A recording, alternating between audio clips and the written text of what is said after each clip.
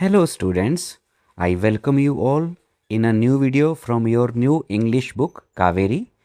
तो आज हम पढ़ने वाले हैं चैप्टर 5 की जो पोएम दी गई है 9 गोल्ड मेडल्स, 9 स्वर्ण पदक। तो इस पोएम को हम आज रीड करने वाले हैं और इसे हम समझने वाले हैं। तो हर चैप्टर में ऐसा ही दिया गया है, एक टेक्स्ट चैप्टर है और एक पोएम दी गई है साथ में। तो स्टूडेंट चलिए शुरू करते हैं आज की ये पोएम। तो शुरू में इसमें दिया है रिफ्लेक्ट एंड रिस्पॉन्ड, प्रदर्शित करें और प्रत्युत्तर दें। तो फर्स्ट है work in pairs, discuss the difference between Olympics, special Olympics and Paralympics. तो हमने इसमें अंतर बताना है स्टूडेंट्स कि ओलंपिक्स में, स्पेशल ओलंपिक्स में और पैरा ओलंपिक्स में क्या डिफरेंस है, क्या अंतर है। तो स्टूडेंट देखिए, जैसे हम यहाँ पे आपके लिए किया गया है, यहाँ पे 3 कॉलम है, ओलंपिक्स, स्पेशल ओलंपिक्स और पैरालंपिक्स। तो इसमें पहले ओलंपिक्स की बात करते हैं। तो फॉर एथलीट्स विदाउट डिसेबिलिटीज़, जो ओलंपिक गेम होते हैं वो ऐसे खिलाड़ियों के लिए होते हैं जिनमें किसी प्रकार की अशक्तता नहीं होती, कोई किसी प्रकार की दिव्यांगता नहीं होती। जो स्पेशल ओलंपिक्स हैं वो होते हैं for athletes with intellectual disabilities, ऐसे खिलाड़ी जिनमें जो है मानसिक अशक्तता होती है या जो मानसिक रूप से विकलांग होते हैं, मानसिक रूप से जो दिव्यांग खिलाड़ी होते हैं, उनके लिए स्पेशल ओलंपिक्स होते हैं। फिर है पैरालंपिक्स, जिसके बारे में हमने लेसन भी पढ़ा है गीता मलिक जी का। For athletes with physical, visual और अदर डिसेबिलिटीज़, इसमें वो खिलाड़ी आते हैं जिनमें या तो शारीरिक विकलांगता होती है, दृष्टि संबंधी विकलांगता होती है या और कोई शारीरिक विकलांगता होती है, मानसिक विकलांगता नहीं होती। तो इस प्रकार के खिलाड़ी इसमें भाग लेते हैं। उसके बाद है ओलंपिक के खेल, focuses on elite international competition. तो फोकसिस होता है ध्यान केंद्रित करता है, ध्यान केंद्रित करता है या केंद्रित करता है किन पर? एलीट होता है उत्कृष्ट, जो सबसे ऊंचे दर्जे के इंटरनेशनल कंपटीशन। तो यह है उच्च स्तरीय अंतर्राष्ट्रीय प्रतियोगिताओं पर ध्यान केंद्रित करता है जो ओलंपिक के खेल हैं। जो स्पेशल ओलंपिक हैं फोकसिस ऑन पार्टिसिपेशन, इनका ध्यान किस पर होता है? केंद्रीय भाग इनका होता है कि सहभागिता, प्रतिभागिता, उसमें भागीदारी हो खिलाड़ियों की, इंक्लूजन एंड पर्सनल अचीवमेंट। तो इंक्लूजन क्या होता है स्टूडेंट? समावेश, सबको मिलाकर चलना, साथ लेकर चलना। एंड पर्सनल अचीवमेंट, व्यक्तिगत उपलब्धि। तो इनका ध्यान किस पर होता है? ये केंद्रित होते हैं भागीदारी पर, समावेशीता पर और व्यक्तिगत अचीवमेंट पर, व्यक्तिगत उपलब्धियों पर आधारित होते हैं, केंद्रित होते हैं। तो ये केंद्रित होते हैं कि इसमें जो हैं खिलाड़ी पार्टिसिपेट करें, भागीदारी करें और उनकी समावेशिता हो, सभी खिलाड़ी भाग ले पाएँ और उनकी व्यक्तिगत अचीवमेंट भी हो और उपलब्धि हासिल कर पाएँ। जो पैरालंपिक गेम है focuses on high level competitive sports for para athletes, ये केंद्रित हैं उच्च स्तरीय जो है प्रतिभागी खेल जो हैं, उच्च स्तरीय जो है प्रतियोगिता वाले खेल हैं। किनके लिए? पैरा एथलीट के लिए। जो दिव्यांग खिलाड़ी हैं उनको उच्च स्तर का कंपटीशन लड़ना पड़ता है पैरालंपिक खेलों में।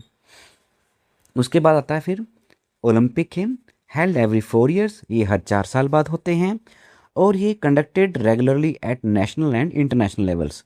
जो स्पेशल ओलंपिक हैं इन्हें जो है राष्ट्रीय और अंतर्राष्ट्रीय स्तर पर नियमित रूप से इन्हें आयोजित किया जाता है। तो समय समय पर आयोजित होते रहते हैं। ये जो पैरालंपिक्स हैं held every 4 years after the Olympics, ये हर 4 साल के बाद होते हैं और ओलंपिक खेल जब हो जाते हैं उसके बाद इन्हें आयोजित किया जाता है। तो ये स्टूडेंट मेन कुछ डिफरेंस थे किसके बारे में? ओलंपिक्स, स्पेशल ओलंपिक्स और पैरालंपिक्स में कुछ मेन अंतर जो दिए गए हैं। आगे है पार्ट 2, इसमें work in pairs to match the words empathy, sympathy and compassion. तो स्टूडेंट्स एम्पथी होता है संवेदना। जैसे दोनों जो शब्द हैं सिंपथी और एम्पथी, इन दोनों को एक तरह से ले लिया जाता है, एक ही जैसा सहानुभूति के रूप में ले लिया जाता है, लेकिन दोनों में अर्थ में काफ़ी फ़र्क है। एम्पैथी का अर्थ होता है कोई पीड़ित है, कोई दुखी है, तो उसकी पीड़ा को खुद महसूस करते हुए सोचना, खुद वो पीड़ा महसूस करना। सिंपैथी होता है सहानुभूति किसी के प्रति। ठीक है, किसी को कोई दुख है, हम कह देंगे ठीक है बहुत दुख हुआ, अभी बड़ी बड़ा अफसोस है हमें, आपको ये दुख हुआ, तो हो गई सिंपैथी, उसके प्रति करुणा दिखाना, उसके प्रति तरस आना। लेकिन कंपैशन, कंपैशन होता है करुणा, किसी के प्रति करुणा का भाव जागृत होना। तो हमने क्या करना है, मैच करना है, सेंटेंस दिए हैं to the given in the table below. ये 3 सेंटेंस दिए हैं, बताना है इसमें से कि एम्पैथी कौन सा है और सिंपैथी का सेंटेंस कौन सा है और कंपैशन कौन सा है, करुणा का सेंटेंस कौन सा है। फर्स्ट है, I am so sorry for what is happening to you. मुझे बहुत खेद है जो कुछ भी तुम्हारे साथ हो रहा है। इट इज़ सैड, यह दुख की बात है। Do you want something to eat, क्या तुम्हें कुछ खाने को चाहिए। तो ये जो वाक्य है वो कह रहा है मुझे तुम्हारे लिए, मुझे बहुत दुख हो रहा है जो तुम्हारे साथ हुआ, बहुत दुख की बात है। तो वो क्या कर रहा है, वो उसके प्रति सहानुभूति व्यक्त कर रहा है। तो ये स्टूडेंट क्या है, ये सिंपैथी है। तो ये वाक्य होगा सिंपैथी का, सहानुभूति का। दूसरा वाक्य है, I can imagine how you feel. मैं कल्पना कर सकता हूँ तुम्हें कैसा महसूस हो रहा है। खुद कह रहा है कि मुझे भी मैं महसूस कर सकता हूँ। I understand that you are upset and why. मैं समझता हूँ कि तुम किस लिए निराश हो और क्यों, कि तुम निराश हो और किस लिए निराश हो। तो वो उसकी बात को पूरी तरह समझ रहा है, खुद को उसकी जगह रख कर देख रहा है। तो ये वाक्य होगा एम्पैथी। तो ये हो गया एम्पैथी, सम जो है समभाव उसके प्रति, बिल्कुल। और तीसरा है, I understand why you feel terribly low. I will spend some time with you so that you don't feel lonely. कहता मैं समझता हूँ कि तुम बहुत दुखी क्यों महसूस कर रहे हो, मैं तुम्हारे साथ कुछ समय बिताऊंगा ताकि तुम अकेले महसूस ना करो। तो ये स्टूडेंट, ये वाक्य हो गया हमारा, उसके प्रति वो समझ रहा है उसके दुख को और कह रहा है मैं तुम्हारे साथ समय बिताऊंगा। तो ये है करुणा। तो इसे कहेंगे हम compassion. I understand why you feel terribly low, I will spend some time with you so that you don't feel lonely. तो ये हो गया कंपैशन, यानी कि करुणा है उसके प्रति। आगे है थर्ड, इसमें दिया है, work in pairs, list the words you associate with empathy. List बनाओ, एक सूची बनाइए, जो जो शब्द जो है एम्पैथी, सहानुभूति से जो संबंधित शब्द हैं, उन्हें आप संवेदना से जो सहानुभूति या जो संबंधित शब्द हैं एम्पैथी जैसे ही हों, उन्हें आप उनकी सूची बनाइए। Share your responses with your classmates and teacher. अपने जो है उत्तर हैं उन्हें अपने सहपाठियों और अध्यापक के साथ साझा करें। तो आंसर है student, word associated with empathy. जो भी इसके साथ संबंधित शब्द हैं एम्पैथी थे, तो वे शब्द हो सकते हैं स्टूडेंट जैसे कि understanding, kindness, care, compassion, support, sensitivity, respect, concern, friendship, helpfulness. तो ये सारे शब्द ऐसे हैं जो एम्पैथी जिससे मिलते जुलते हैं, इसी जैसे ही हैं। तो चलिए स्टूडेंट शुरू करते हैं पोएम 9 गोल्ड मेडल्स। हम इसे रिसाइट भी करेंगे और इसका अर्थ ग्रहण भी करेंगे। तो स्टूडेंट बड़ी ही ब्यूटीफुल पोएम है ये, 9 स्वर्ण पदक। इसे लिखा है डेविड रूथ ने और ये पोएम स्टूडेंट्स एक सच्ची घटना पर आधारित है। 1976 में ऐसा हुआ था कि स्पेशल ओलंपिक के दौरान एक खिलाड़ी गिर गया था, जिसे संभालने के लिए बाकी धावक भी पीछे मुड़ गए थे और उन्होंने सबने एक साथ ही फिनिश लाइन पार की थी। तो इस घटना को डेविड रूथ ने एक कविता में पिरो दिया है। तो चलिए स्टूडेंट शुरू करते हैं इसकी रेसिटेशन। तो पहला है रीडिंग फॉर एप्रिसिएशन, प्रशंसा के लिए पठन। फर्स्ट स्टैंजा है, the athletes had come from all over the country to run for the gold, for the silver and bronze, many weeks and months of training, all coming down to these games. The athletes होगा खिलाड़ी, had come आ चुके थे, from all over the country देश भर से। तो पूरे देश भर से खिलाड़ी इकट्ठा हो गए थे, आ चुके थे, किसके लिए, to run for the gold, for the silver and bronze. वे दौड़ लगाने वाले थे, वे दौड़ने वाले थे स्वर्ण पदक के लिए, रजत पदक के लिए और कांस्य पदक के लिए। तो वे इन तीनों पदकों के लिए दौड़ लगाने वाले थे। तो उन्हें होड़ थी, जीतने के लिए आए थे वो स्वर्ण पदक, सिल्वर पदक और bronze medal. Many weeks and months of training all coming down to these games. कई हफ्तों और महीनों का प्रशिक्षण लिया था उन्होंने।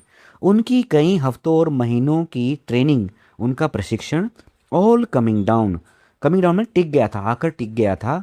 या हम कह सकते हैं कि सारा दारोमदार आ टिका था, टिका था किस पर? इन दीज गेम्स, इन खेलों पर। उनके हफ्तों की, बहुत से हफ्तों और महीनों की ट्रेनिंग का सारा दारोमदार इन खेलों पर आकर टिक गया था, क्योंकि इन खेलों से ही पता चलता कि उन इन ट्रेनिंग में उन्होंने क्या कुछ हासिल किया। तो दोबारा फिर से देखें। The athletes had come from all over the country. देश भर से खिलाड़ी आ चुके थे। To run for the gold, for the silver and bronze. वे दौड़ लगाने वाले थे गोल्ड मेडल के लिए, सिल्वर मेडल के लिए और ब्रॉन्ज मेडल के लिए। Many weeks and months of training all coming down to these games. कई महीनों और हफ्तों की कड़ी मेहनत और ट्रेनिंग सब आकर इन खेलों पर सिमट गई थी, या उन सब का दारोमदार इन खेलों पर आकर टिक गया था। सेकंड स्टैंजा है students. The spectators gathered around the old field to cheer on all the young women and men. The final event of the day was approaching. Excitement was high to begin. The spectators, Spectator क्या होता है सुन? दर्शक लोग जो देखने आए हैं खेलों को। गैदर्ड माने इकट्ठा हो गए थे। दर्शक इकट्ठा हो गए थे पुराने मैदान के चारों ओर, या पुराने मैदान के चारों ओर दर्शक इकट्ठा हो गए थे। To cheer on all the young women and man. Cheer on क्या होता है? हौसला बढ़ाना, तालियां बजाना, प्रशंसा करना, तो उसे हम बोलते हैं चीयर ऑन करना। तो वे सभी युवा, औरतों, महिलाओं और आदमियों का जो है हौसला बढ़ाने के लिए इकट्ठा हो गए थे। तो वे तालियां बजाएंगे, उनका हौसला बढ़ाएंगे, तो इसलिए वे वहां पर आए थे। The final event of the day was approaching. जो उस दिन का निर्णायक प्रतिस्पर्धा थी, उस दिन की फाइनल इवेंट, निर्णायक प्रतिस्पर्धा, अंतिम मुकाबला, उस दिन का अंतिम मुकाबला करीब आ रहा था। Excitement was high to begin. Excitement क्या होता है? उत्साह अपने चरम पर था। तो उत्साह अपने चरम पर आ गया था। उस निर्णायक मुकाबले को लेकर उत्साह अपने चरम पर आ गया था। थर्ड स्टैंजा है students. The blocks were all lined up for those who would use them. The 100-yard dash and the race to be run. These were 9 resolved athletes in the back of the starting line, poised for the sound of the gun. तो student जहाँ पर race शुरू होने होती है, तो जहाँ खिलाड़ी खड़े होते हैं उनके आगे एक छोटा सा ब्लॉक रख दिया जाता है, एक ईंट जैसा एक ब्लॉक रख दिया जाता है।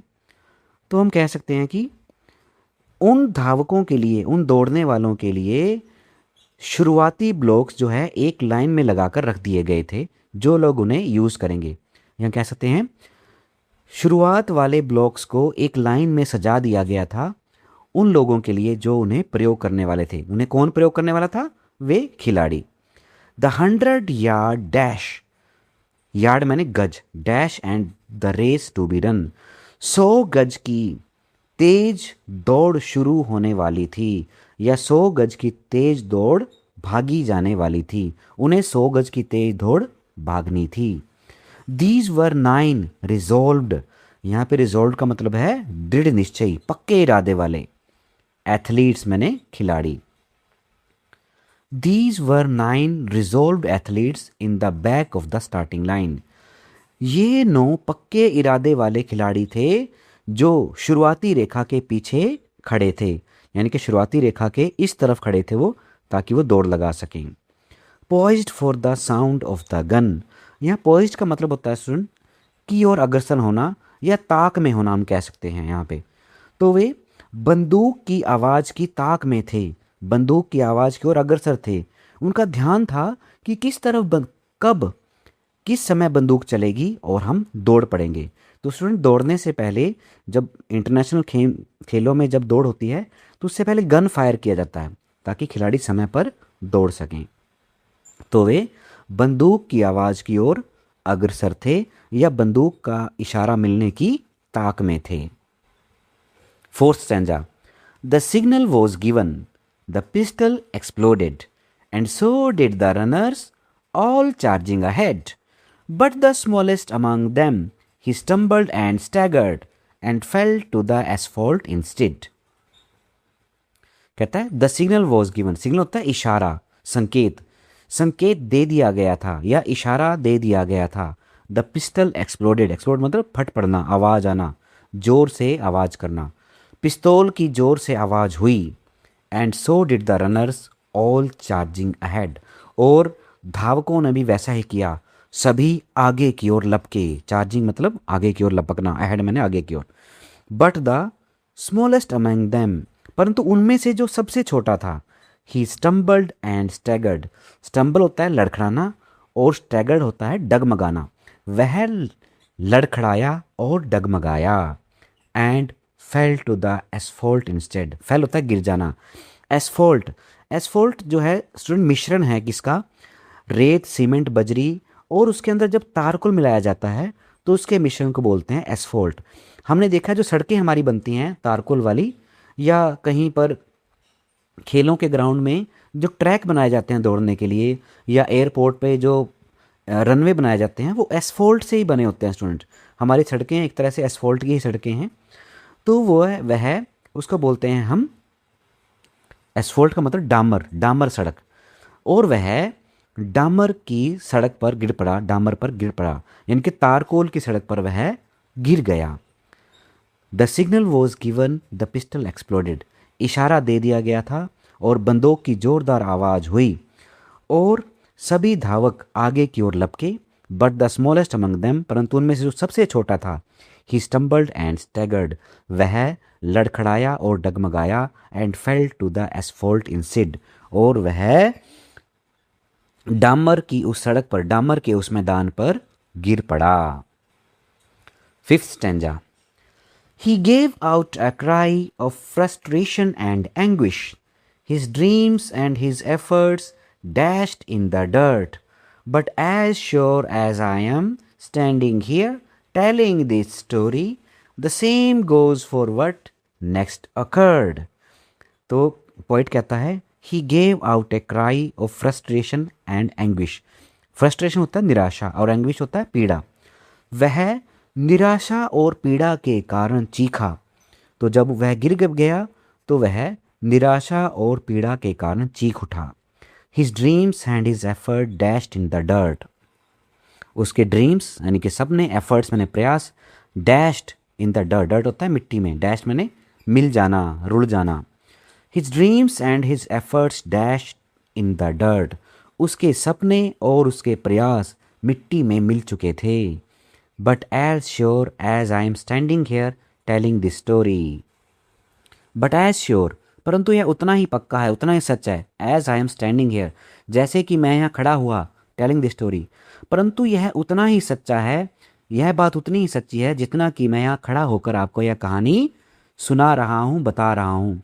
The same goes for what next occurred. occurred होता है घटित होना, और बाकी भी उतना ही सत्य है जो आगे घटित हुआ।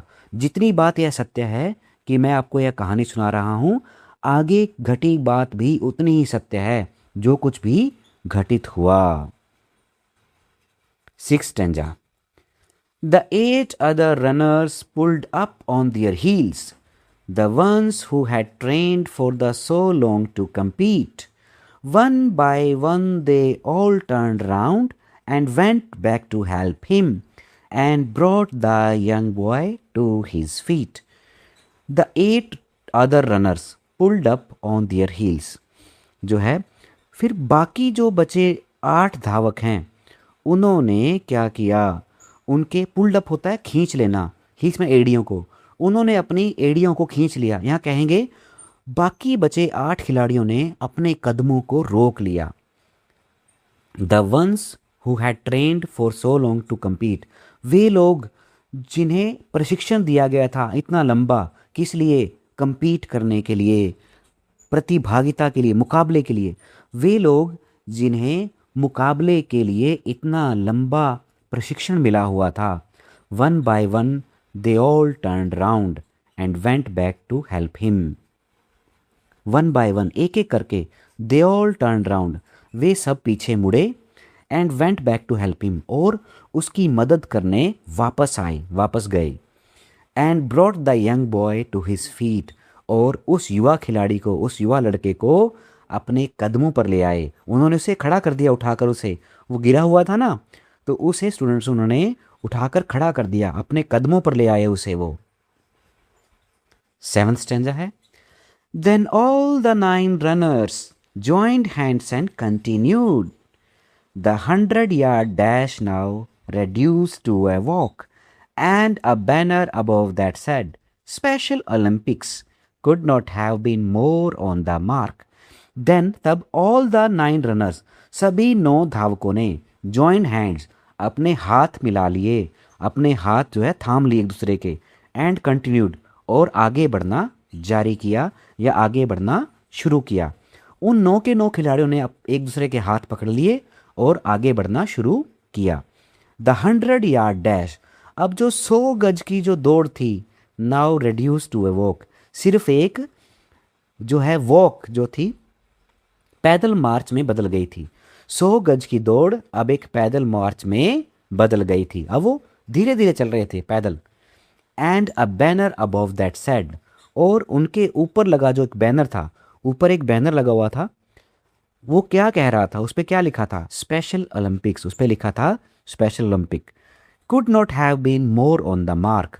ऑन द मार्क होता है सार्थक होना, सत्यता साबित करना। इससे ज़्यादा अपनी सत्यता साबित नहीं कर सकता था।